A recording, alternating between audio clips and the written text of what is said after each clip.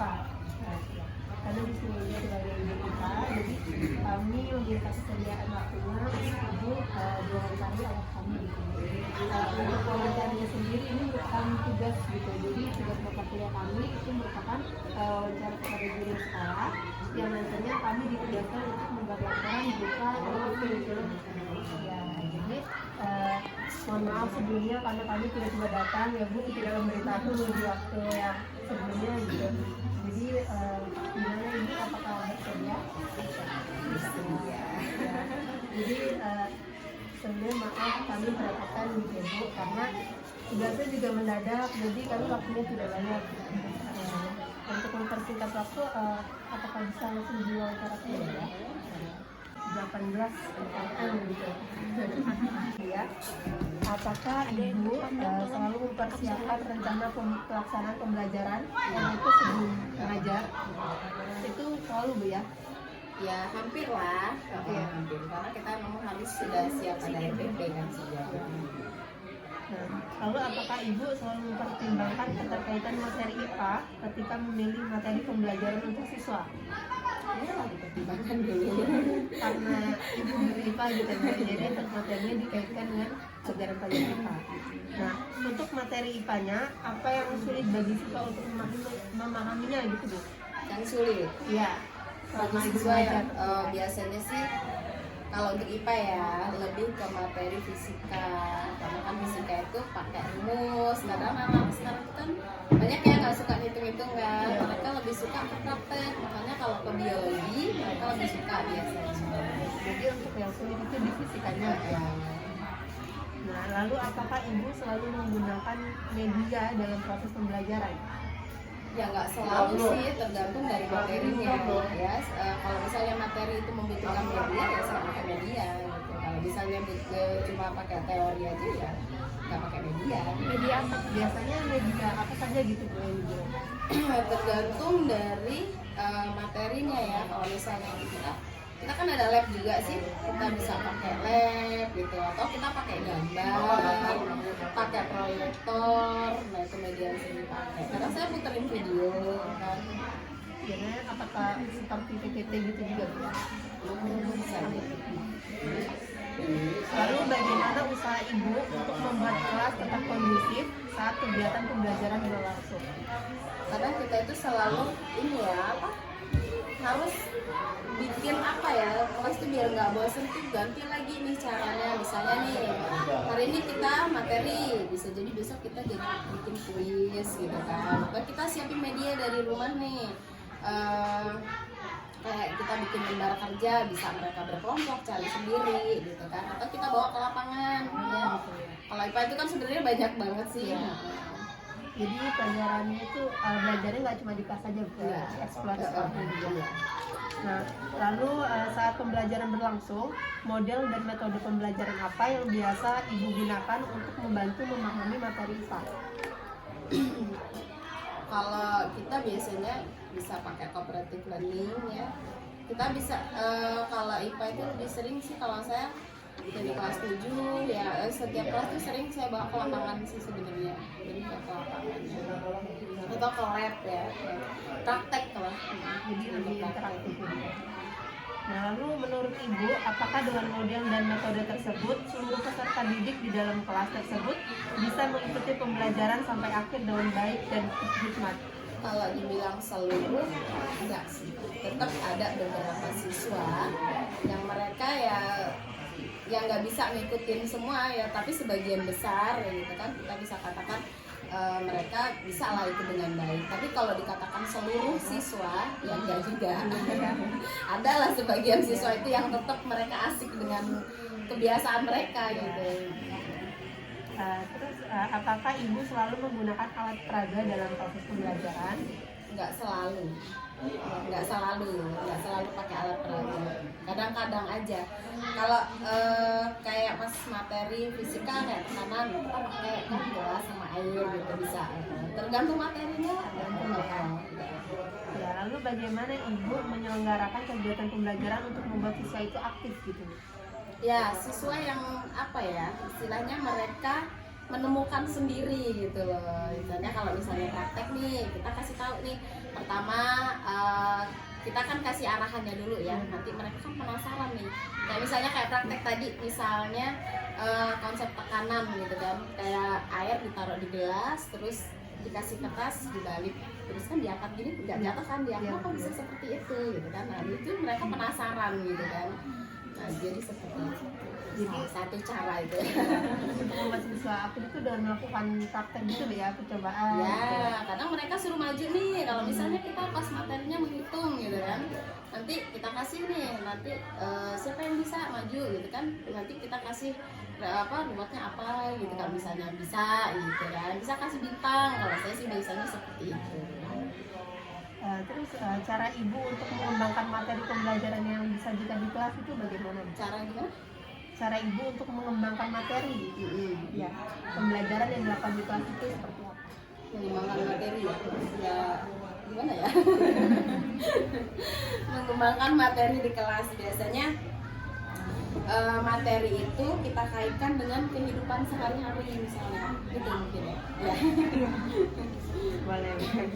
Lalu apakah menurut ibu perlu media pembelajaran digital gitu untuk menggunakan komputer atau internet dalam membantu siswa memahami materi IPA? Iya, Perlu. karena IPA itu kan berkembang terus sih ya.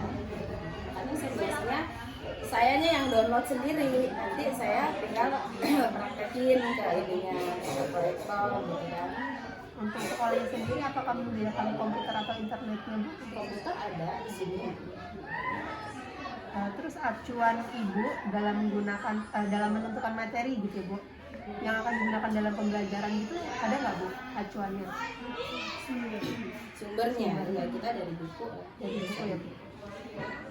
Kita kan ada LKS sih, ya kan. Nah LKS ini nanti pertama kita sesuaikan dulu nih sama silabus kita, sesuai nggak? Kalau misalnya sesuai ya sudah kita pakai itu gitu kan. Kalau itu kita nyari materi lain, kita nyari tambahan lagi dari kita download sendiri. Atau dari buku-buku di Iya perpus dari ya? buku, iya kalau buku ya pasti ya.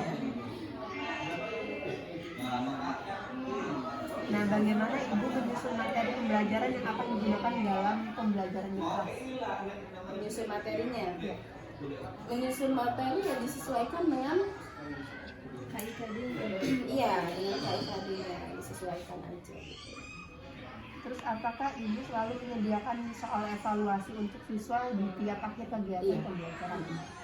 Contohnya seperti apa itu Bu? Kuis atau apa? Bisa kuis, bisa biasanya kalau LKS itu kan sudah tersedia soal-soal ya kan, atau saya buat sendiri soalnya gitu. Bahkan hampir setiap pertemuan, ya nggak setiap pertemuan banget sih, tapi saya lebih sering memang ngasih soal kan anak itu. Lalu biasanya ibu menggunakan teknik penilaian dan bentuk instrumen penilaian yang seperti apa dalam pembelajaran IPA yang gitu? Penilaiannya kita bisa pakai instrumen penilaian. Lupa saya. Penilaiannya bisa dia kasih soal itu kan, soal itu bisa berupa kayak pilihan ganda, bisa esai, bisa kuis, atau praktek gitu juga. Saya nanti ambil penilaian lagi gitu. Di tiap soalnya dikasih poin gitu. Dengan dikasih poin. Nah, apa saja sumber yang digunakan dalam pembelajaran materi di IPA tadi? Sumbernya buku terutama ya. Buku ini Ya. dari internet. Karena saya lebih sering buka internet sih karena terupdate kan kalau itu. Juga lebih lengkap ya. Iya, lebih lengkap, lebih praktis lagi kan. Nah, selama ibu mengajar gitu ya Bu, adakah kesulitan-kesulitan yang dialami ibu ketika melaksanakan pembelajaran IPA? Yang sulit itu kadang mengkondisikan anak ya, yang memang mereka itu malas kalau suruh mikir yang berat-berat gitu. Kalau misalnya udah kita kasih rumus agak panjang dikit, udahlah gitu, udah malas duluan. Nah itu kita ngajak mereka, nah itu agak sulit sih sebenarnya gitu. Kalau yang anak-anak yang semangat ya itu sih gampang-gampang aja. Yang sulitnya itu kadang-kadang males gitu diajarnya. Cuman kalau IPA, kalau udah diajak praktek, kayaknya hampir semua semangat praktek.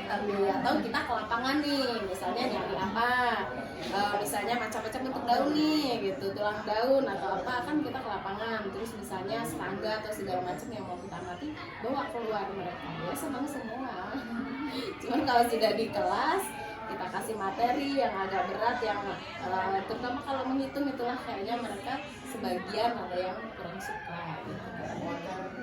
Nah itu kan untuk siswanya ya Bu, untuk sekolahnya sendiri apakah Ibu ada yang merasa kurang gitu dalam proses pembelajaran IPA ini, apakah laboratoriumnya, bahan-bahannya atau alat Kalau laboratorium itu sebenarnya menurut saya hampir cukup lah kalau untuk SMP, kelas SMP cukup.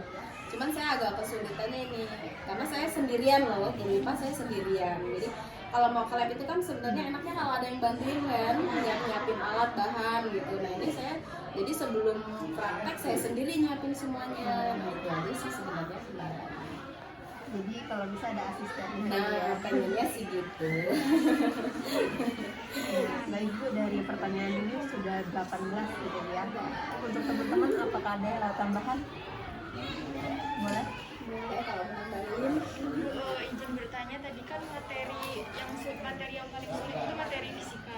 Lebih spesifik dari materi fisikanya itu tentang apa? Mungkin itu karena sayanya emang basicnya bukan fisika ya, sayanya yang dari biologi, jadi saya itu lebih asik kalau ngajarnya itu emang materinya biologi atau kimia, karena kan biologi kimia itu lebih ke prakteknya lebih mudah. Kalau fisika saya itu sedikit fobia sama listrik, jadi kalau fisika itu saya nggak berani praktek gitu ya.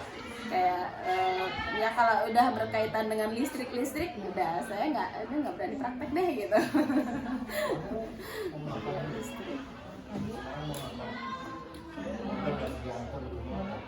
Nah.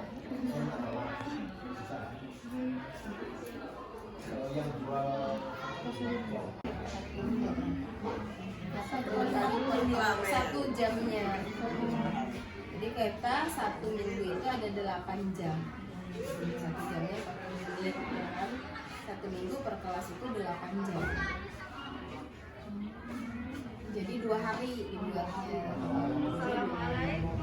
Peserta didiknya itu seperti apa Bu ya? Macam ya.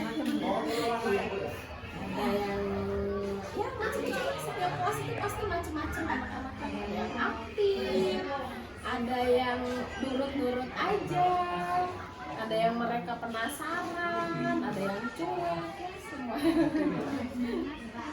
Kelasnya itu beda kan Iya, tiap kelas beda. Dan sama dia masing-masing.